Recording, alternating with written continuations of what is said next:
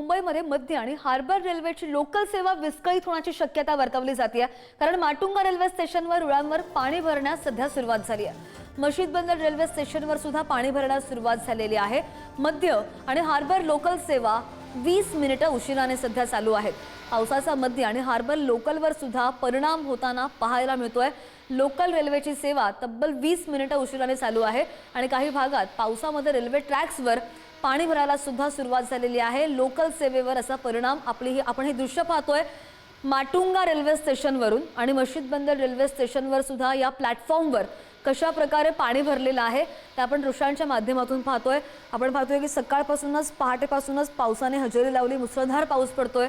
जसा हवामान विभागाने अंदाज वर्तवलेला होता निश्चितच त्याचा परिणाम आता वाहतुकीवर तर होतच आहे, मात्र रेल्वे सेवेवर सुद्धा परिणाम होताना पाहायला मिळतोय। मध्य रेल्वे आणि हार्बर लोकलवर लोकल सेवेवर हा परिणाम होताना पाहायला मिळतोय।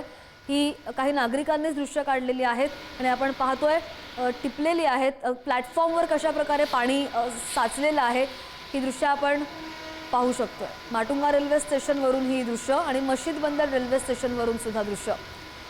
मुंबई, ठाणे, नवी मुंबई बऱ्याच भागात मुसळधार पाऊस पडतोय, अजूनही पडतोय। मुसळधार पावसाने अनेक भागांना झोडपून काढलेला आहे। हळूहळू सखल भागात पाणी साचायला सुरुवात झाली आहे, मात्र याचा परिणाम वाहतूक कोंडीवर होतोय, त्यानंतर रेल्वे सेवेवर सुद्धा होतोय। मुंबईमध्ये मध्य आणि हार्बर रेल्वेची लोकल सेवा विस्कळीत होण्याची शक्यता आहे।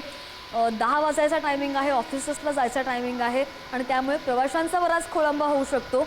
माटुंगा रेल्वे स्टेशन म्हणजे CSMT पासून खोपोलीपर्यंत बरेच प्रवासी प्रवास करतात याच दरम्यान, याच काळात, याच टायमाला। मात्र आता पाणी भरल्यामुळे ही रेल्वे सेवा जी आहे ती विस्कळीत होण्याची शक्यता वर्तवली जाते। अधिकची माहिती घेऊन आमचे प्रतिनिधी सुशांत सावंत आपल्या सोबत आहेत। सुशांत, दृश्य तर आपण पाहतोय माटुंगा रेल्वे स्टेशनवरची, तुम्ही सध्या कुठे आहात, काय सध्या पावसाची परिस्थिती आहे आणि कोणकोणत्या भागांमध्ये रेल्वे प्लॅटफॉर्म्सवर पाणी सांडलेलं आहे, पाणी भरलेलं आहे? श्रद्धा, आपण जर बघितलं असेल तर सकाळपासूनच मुंबईमध्ये मुसळधार पावसाला जी आहे ती सुरुवात झालेली होती। हवामान खात्याने देखील इशारा दिला होता की पुढचे 3 तास म्हणजे सकाळी 7 ते 10 वाजेपर्यंत मुंबईमध्ये मुसळधार पाऊस पडेल आणि तसा जोर देखील पावसाचा आपल्याला पाहायला मिळाला। त्याचमुळे मुंबईतील जे काही सखल भाग आहेत त्या भागांमध्ये पाणी साचलेलं आहे। काही रेल्वे स्टेशनच्या रुळावर देखील पाणी साचलेलं आहे। आपण जर बघितलं असेल तर माटुंगाचे दृश्य असतील त्या ठिकाणी देखील रुळावर जे आहे ते पाणी साचलं, त्यामुळे अर्थातच लोकल सेवा जी आहे ती काही मिनिटं उशिराने धावताना आपल्याला पाहायला मिळाली। मी आता मरीन ड्राईव्ह परिसरात आहे। या ठिकाणी सकाळी जे आहे ते जोरदार पाऊस पडत होता, मात्र आता पावसाने थोडीशी उसंत घेतलेली आहे।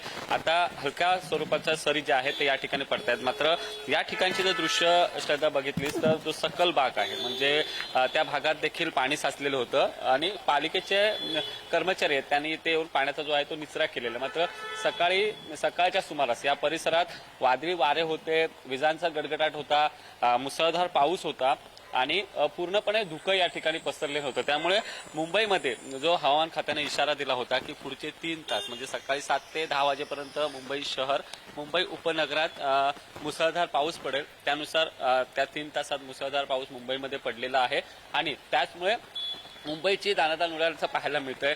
लोकल सेवा उशिराने धावत असल्यामुळे आता हे जे मुंबईकर जे आहेत, आपण जर बघितलं असाल तर आपल्या ऑफिस गाठण्याचा प्रयत्न या ठिकाणी करताना पाहायला मिळतात, कारण मुंबईची लोकल सेवा जी मुंबईची लाईफलाईन समजली जाते ती लोकल सेवा उशिराने धावत होती। काही सकल भागात जे नेहमीच पावसाळ्याच्या काळात मुंबईतील काही रुळ आहेत ज्या ठिकाणी पाणी साचलं जातं, या ठिकाणी देखील पाणी साचलं होतं आणि त्यामुळे मुंबईच्या लोकल म्हणजे तिन्ही मार्ग आहेत, मुंबई पश्चिम उपनगराचे असेल, त्याचसोबत हार्बर असेल आणि मध्य रेल्वे असेल, यांची वाहतूक काही काळासाठी विस्कळीत झाली होती।